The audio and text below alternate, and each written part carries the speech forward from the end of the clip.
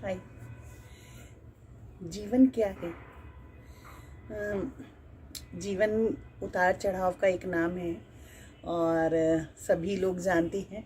यदि आपने बुद्धिज़्म पढ़ा हो तो महात्मा बुद्ध कहते हैं जीवन जो है जन्म से लेके मरण तक के बीच में जो दुख दर्द बीमारी और जो भी मिलता है हमको वो सब एक जीवन है। तो चलिए आज इसी विषय पे बात करते हैं थोड़ा आगे। और यदि वीडियो पसंद आए तो लाइक करिए, शेयर करिए, सब्सक्राइब करिए। तो चलिए आगे बात करते हैं टॉपिक इसी पे। आज मैं टॉपिक उठाऊंगी दुख। दुख क्या होता है? दुख बहुत तरह के हो सकता है। जैसे कि किसी से बिछुड़ते हैं तो दुख होता है हम लोगों को। और कभी सबसे ज़्यादा दुख तो तब होता है जब हम लोगों को फाइनेंशियल प्रॉब्लम होती है। फाइनेंशियल प्रॉब्लम बहुत तरह की होती है। फाइनेंशियल प्रॉब्लम जैसे कि आप बहुत सारा पैसा है हमारे पास, सपोज करिए, और वो पैसा बैंक में ज़मा है, ठीक है।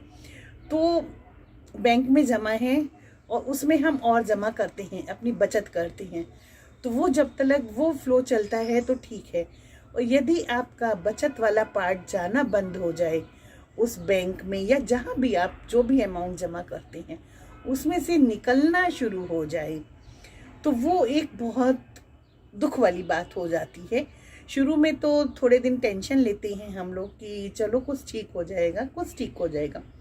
लेकिन यदि आगे तक वो चीज़ें ठीक नहीं होती हैं और यह हमको लगता है कि ये हमारे हाथ में नहीं है, हम चीज़ों को ठीक नहीं कर पा रहे हैं, तो हम थोड़ा सा निराश हो जाते हैं। तो ये एक सबसे बड़ा दुख होता है। अब कोई कहेगा कि रोटी तो मिल रही है खाने के लिए, कपड़ा भी मिल रहा है पहनने के लिए, फिर दुख क्यों? ठीक है, पेट हमारा भर रहा है, हमको रोटी मिल रही है, कपड़ा भी मिल रहा है, सब कुछ है, लेकिन वो चीज़ें कब तक मिलती रहेंगी यदि आप उसमें कुछ और नहीं डालोगे? क्योंकि जीवन केवल रोटी और कपड़ा तो नहीं है, उसके अलावा भी हमारे खर्च होते हैं। कभी कोई इमरजेंसी मेडिकल की पड़ती है, और अगर आप फैमिली वाले हैं तो बच्चों की एजुकेशन को लेके भी टेंशन हो सकती है। चलो इतना पर्याप्त है, जितना जुड़ा है वो पर्याप्त है हमारे पास, हम उससे अपना खाना पीना कपड़ा बहुत अच्छे से कर सकते हैं मैनेज। लेकिन बच्चों की एजुकेशन कैसे होएगी? और बच्चों की एजुकेशन कैसे होएगी वो चीज़ यदि आज आप नहीं जमा करते हो तो एक टेंशन की बात होती है।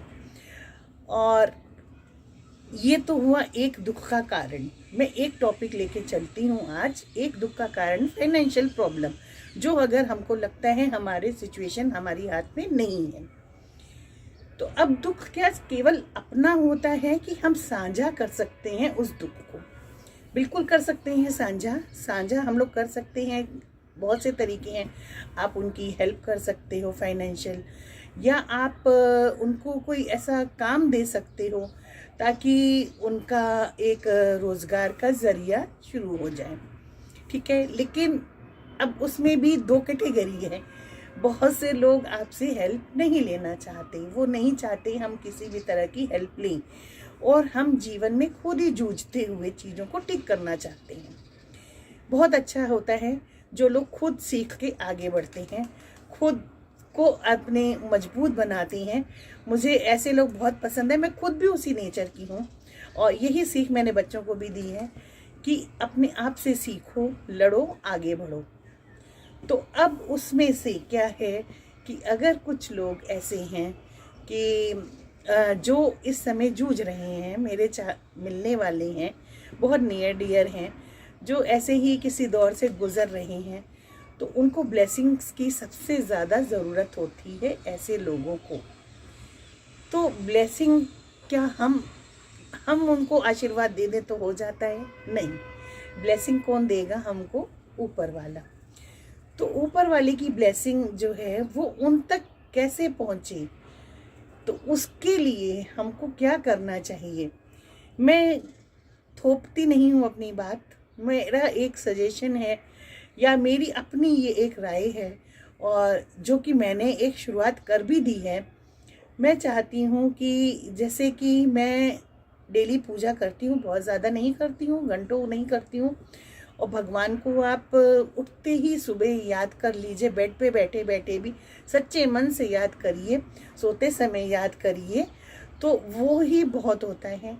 तो यदि हम लोग पूजा करते हैं तो क्या हम अपनी एक दिन की पूजा किसी एक को समर्पित कर सकते हैं ईमानदारी से? और ज़रूरी नहीं है उसके लिए हमारे अगल बगल, हमारे नियर डियर, हमारे क्लोज जो हैं बहुत, तो उनको दुख हो हम तभी ये चीज़ करें। नहीं, मेरे नियर डियर जो भी मेरी एक क्वीन है, मेरी बहुत दिल के करीब है, वो इस समय थोड़ा परेशानी में है। ठीक है, मैं भी जानती हूँ वो किसी भी तरह की हेल्प नहीं लेगी, और परमात्मा न करे उसको लेनी पड़े, भगवान न करे हम में से किसी को भी कभी किसी की हेल्प इस तरह से लेनी पड़े। क्योंकि जब क्या होता है ना, हमारा डाउनफॉल आता है या हमको जिस फाइनेंशियली क्राइसिस आती है, तो एक तो पहले ही हमारा अपना जो डाउन होता है ना अपना, मेरे को शायद शब्द नहीं मिल पा रहा है, तो उसमें क्या होता है, यदि कोई हेल्प करने की कोशिश भी करता है ना पैसों से, तो वो चीज़ हमको और हर्ट करती है। उस समय हमको ब्लेसिंग्स की ज़रूरत होती है बहुत ज़्यादा। तो उस क्वीन के को मैं यही कहूँगी कि अभी ये एक बुरा वक्त है, निकल जाएगा, आराम से निकल जाएगा, टेंशन नहीं लो। और किसी के साथ भी ये चीज़ हो सकती है। अच्छे दिन हम लोगों ने आपस में बिताए हैं, बहुत अच्छे दिन बिताए हैं, आगे भी बिताएंगे। तो अभी आप कहेंगे तो मैं ये YouTube पे क्यों लेके आई? मैं YouTube पे लेके आने के पीछे मेरा एक ही मकसद है केवल, कि जो है ये बात आज जैसे मैं कह रही हूँ, मैं उस क्वीन से नहीं बता रही हूँ कि मैं अपनी पूजा में एक दिन की पूजा पूरी तरह से उन लोगों को समर्पित करना चाहती हूँ जिनको कोई भी दुख हो।